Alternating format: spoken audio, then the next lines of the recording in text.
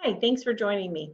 I thought I might do a quick little talk about trauma just to give you some basic information so that when you're deciding whether I might be of help for you or your organization, you know a little bit about my philosophy about trauma.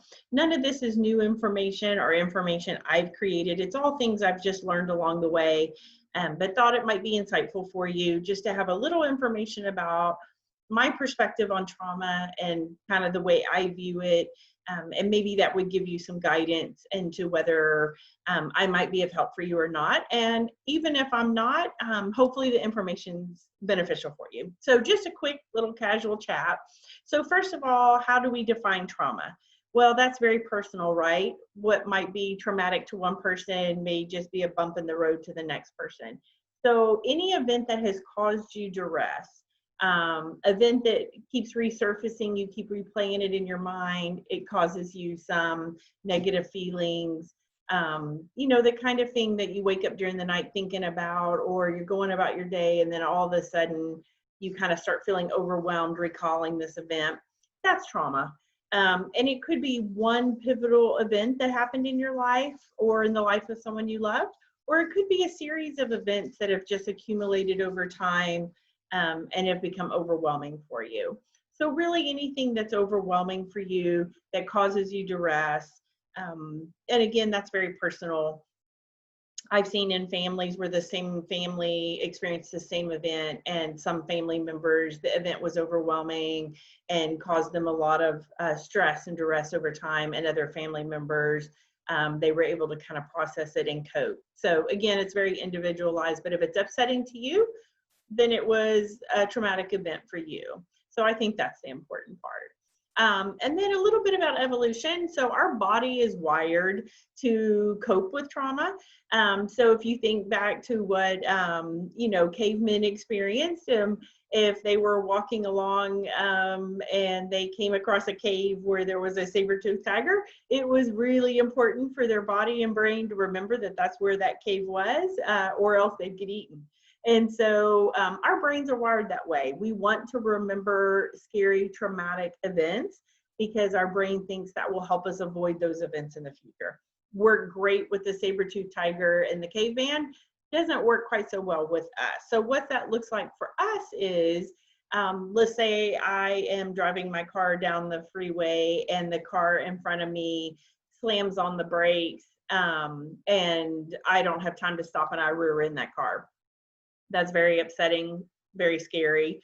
And I will probably remember a lot of details about that, especially if it was a really traumatic event where I thought my life was in danger. I might remember what the weather was like. I might remember what I was wearing that day. I might remember the exact location of where that accident took place. But if you ask me what was the best gift I got from Christmas the year before, I probably couldn't tell you, because those very pleasant memories, while they're important and memorable and treasured, our life doesn't depend on them. But scary events and our brain's minds, they need to latch onto that because our life may depend on it. Again, that worked great for a very primitive kind of survival instincts, but doesn't work so great today when the kind of stress we are experiencing is everyday kind of stress, and then these traumatic events that remembering them actually won't benefit us. So a little bit about the brain. And so forgive me if you are familiar with brain biology, but if not, hopefully this is helpful for you. So our brain organizes from the bottom up. So as embryos, our very first parts of our brains that develop are our brain parts that tell us very basic things: our heart rate, to breathe, reflexes, survival things, right? Because those are the most important things. So that's the bottom of our brain, the base of our brain, the foundation of our brain, and the thing that gets the most resources if there's ever resources not available. So that's the bottom up. So that's the part of our brain that tells our heart to beat, tells us to take a breath. Those are the kind of things we don't want to have to think about. We just want them to happen automatically, right? And our life depends on it. So that's the bottom of our brain. And then the midbrain is kind of our emotions, feelings, and memories. Also important, again, we want to remember where those saber-tooth tigers are so that we can avoid going to those places. And you know, if you've ever been walking in the mall and all of a sudden you smell apple pie and it reminds you of your grandmother who always made apple pie, that's that mid part of the brain, that's that memory, kind of emotional sensory part. Also really important, but at that kind of bottom part of our brain. Then lastly is that top part of our brain, and that's our reasoning, thinking, cognitive skill brain. So that's our part of our brain that if we need to make a grocery list out or you want to do a math problem, that is our thinking, processing part of our brain.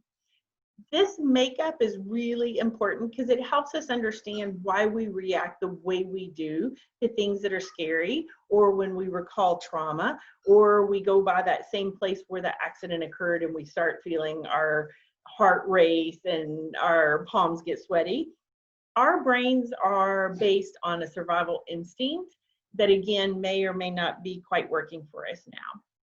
So if you think back about my simple example of a car wreck, the next time I drive by that place, I may still feel my heart race a little bit, and I might recall events that happened with the accident, all these things without me thinking about it. It just kind of happens automatic, like, oh, I'm at that intersection and my body starts reacting. That's that bottom part of the brain. We're not stopping and thinking, oh, should I think about that accident that happened a week ago? Should I not? No, it just automatically kind of happens. That's the bottom part of the brain. Then the top part of the brain kind of kicks in and kind of says, you know what, Carrie, that was 2 weeks ago. You're actually fine. You don't have to worry about it. And I can take some deep breaths and think, okay, yes, it was stressful. May have even met the definition of being traumatic. But it was 2 weeks ago. I'm fine now. This is how our brain is meant to work. Those survival instincts kick in, we remember some things about it, and then the cognitive part of our brain kicks in and says, oh, it's okay, you're safe. What happens with a real severe traumatic event is that your brain latches onto that, and it's very hard for that upper part of your brain to rationalize it.